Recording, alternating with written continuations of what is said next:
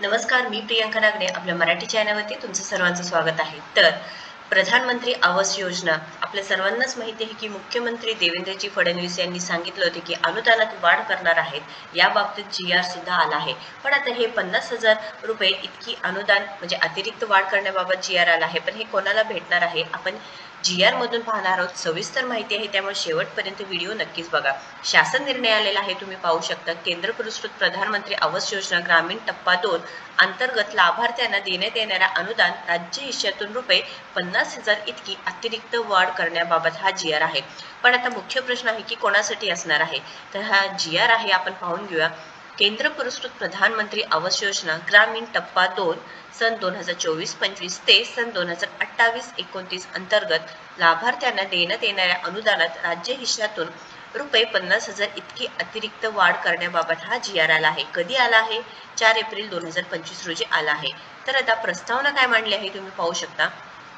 सर्वांसाठी घरे हे केंद्र शासनाने धोरण असून त्यानुसार राज्यातील बेघर तसेच कच्च्या घरात वास्तव्यात असणाऱ्या पात्र लाभार्थ्यांना स्वतःचे हक्काचे घर मिळावे असे प्रयत्न आहे। तर राज्यातील ज्यांचे बेघर घर आहेत, कच्च्या घरात असणाऱ्यांना त्यांना स्वतःचे हक्काचे घर मिळावे असे प्रयत्न सुरू आहे। त्यानुसार राज्यात ग्रामीण भागातील बेघरांना घरकुल उपलब्ध करून देण्यासाठी केंद्र पुरस्कृत व राज्य पुरस्कृत विविध घरकुल योजना राबविण्यात येत आहे। आपल्या सर्वांनाच माहिती आहे की प्रधानमंत्री आवास योजना आहे, त्यानंतर रमाई आवास योजना आहे, अशा वेगवेगळ्या योजनेअंतर्गत जे लाभार्थी आहेत त्यांना घरे सुद्धा मिळत आहेत।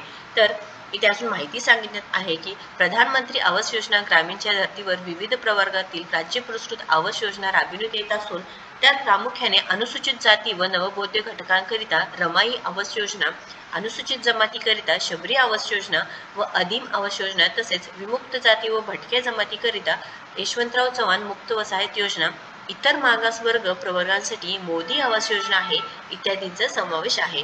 वरील सर्व योजनांनी अंमलबजावणी ग्रामविकास विभागांतर्गत स्थापीय राज्य व्यवस्थापन कक्ष ग्रामीण गृहनिर्माण या कार्यालयामार्फत करण्यात येत आहे। तर अजून एक महत्त्वपूर्ण माहिती इथे काय दिलेली आहे पाहू शकता की या योजनेचा लाभ कोण कोण घेऊ शकता।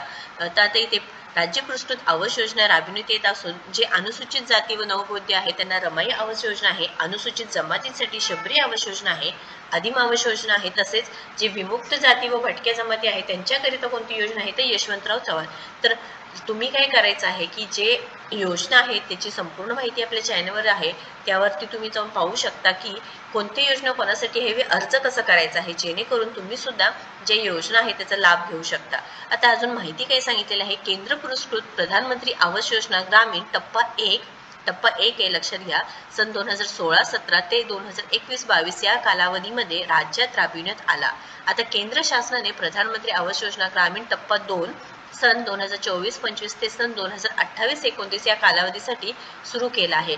तर टप्पा 1 कोणासाठी होता, जे 2016-17 ते 21-22 पर्यंत, आणि टप्पा 2 2028 ते 29 या कालावधीसाठी सुरू केला आहे। त्याची राज्यात अंमलबजावणी करण्यात येत आहे। केंद्र पुरस्कृत प्रधानमंत्री आवास योजना ग्रामीण टप्पा 2 अंतर्गत केंद्र शासनाकडून राज्य शासनाला 19.66 लाख घरकुलांचे उद्दिष्ट प्राप्त झाले आहे व केंद्र पुरस्कृत प्रधानमंत्री आवास योजना ग्रामीण अंतर्गत घरकुल बांधकामाचा खर्च जास्त येत असल्यामुळे या योजनेअंतर्गत लाभार्थ्यांना द्यावयाच्या अनुदानात वाढ करण्याबाबत ही जी माननीय लोकप्रतिनिधी आणि लाभार्थ्यांकडून मागणी करण्यात येत आहे। वरील बाब विचारात घेत केंद्र पुरस्कृत प्रधानमंत्री आवास योजना ग्रामीण अंतर्गत टप्पा 2 मध्ये लाभार्थ्यांच्या अनुदानात वाढ। महत्त्वाचे बघा, टप्पा 2 मध्ये जे लाभार्थी आहे त्यांच्या अनुदानात वाढ करण्यात आली आहे। अंमलबजावणीमध्ये सुधारणा करण्याची बाब राज्य शासनाने विचारली होती। शासन निर्णय काय आहे तुम्ही पाहू शकता। केंद्र पुरस्कृत प्रधानमंत्री आवास योजना ग्रामीण टप्पा 2 तसेच विविध राज्य पुरस्कृत ग्रामीण घरकुल योजनेअंतर्गत सन 2024-25 मध्ये प्राप्त उद्दिष्टांमधील मंजूर घरकुल लाभार्थ्यांना देण्यात येणाऱ्या अनुदानात राज्य हिश्श्यातून रुपये 50,000 एवढी अतिरिक्त वाढ करण्याची मान्यता देण्यात येत आहे। तर अतिशय आनंदाची बातमी आहे की 50,000 रुपये वाढ देण्यात येत आहे। कोणाला तर टप्पा 2 तसेच विविध राज्य पुरस्कृत ग्रामीण घरकुल योजनेअंतर्गत 2024-25 मध्ये प्राप्त उद्दिष्टेमधील मंजूर घरकुल लाभार्थ्यांना, ठीक आहे, या रुपये 50,000 रुपये रकमेमधून रुपये 35,000 अनुदान हे घरकुल बांधकामासाठी, तर 15,000 इतके अनुदान हे प्रधानमंत्री सूर्यघर योजनेतून छतावर 1 KW मर्यादापर्यंत सौर ऊर्जा यंत्रणा उभारणी करता केंद्र शासनाकडून मिळणाऱ्या अनुदान व्यतिरिक्त अतिरिक्त अनुदान अनुदेय राहील। जे लाभार्थी सौर ऊर्जा यंत्रणा उभारणी करणार नाहीत त्यांना 15,000 अनुदान अनुदान देय असणार नाही. आता ज्यांना 35,000 रुपये कशासाठी आहे तर घरकुल बांधकामासाठी आहे, 15,000 रुपये कशासाठी आहे तर प्रधानमंत्री सूर्यघर योजनेतून छतावरती तुम्हाला जर ऊर्जा यंत्र बसवायचं असेल तर तुम्ही जर बसवलं नाही तर तुम्हाला 15,000 रुपये ते एक्स्ट्रा मिळणार नाही सांगितलं आहे. राज्यात सामाजिक न्याय व विशेष सहाय्य विभाग, आदिवासी विकास विभाग, इतर मागास बहुजन कल्याण विभाग यांच्याकडून राबविण्यात येणाऱ्या योजनांचे मंजूर उद्दिष्टांकरिता असलेले दायित्व पूर्ण करून यापुढे नव्याने वेगळे उद्दिष्ट न देता प्रधानमंत्री आवास योजना ग्रामीण टप्पा 2 अंतर्गत सन 2024-25 ते 2028-29 मध्ये प्राप्त होणाऱ्या उद्दिष्टांसाठी आवश्यक निधी संबंधित प्रशासकीय विभागाच्या अर्थसंकल्पात तरतूद करून राज्य व्यवस्थापन कक्ष ग्रामीण गृहनिर्माण यांना उपलब्ध करून देण्यात यावे. अतिशय आनंदाची बातमी आहे. आता देवेंद्रजी फडणवीस यांनी सांगितलंच होतं की 50,000 रुपये वाढ करून देणार आहे व आता याबाबत GR सुद्धा आला आहे. जे प्रधानमंत्री घरकुल म्हणजे आवास योजना अंतर्गत लाभार्थी आहे टप्पा 2 यांच्यासाठी 50,000 रुपये इतकी वाढ करण्यात येणार आहे. त्यामध्ये 2 हिस्से केले आहेत ते म्हणजे 35,000 आणि 15,000, ज्यामध्ये इथे माहिती सांगितलेली आहे. तुम्ही पाहू शकता 35,000 अनुदान हे घरकुल बांधकामासाठी आहे, 15,000 ते ऊर्जा यंत्रणा उभारणी करता आहे. तुम्ही जर 15,000चं ऊर्जा यंत्रणा उभारणी जर केली नाही तर तुम्हाला 15,000 रुपये ते देणार नाही.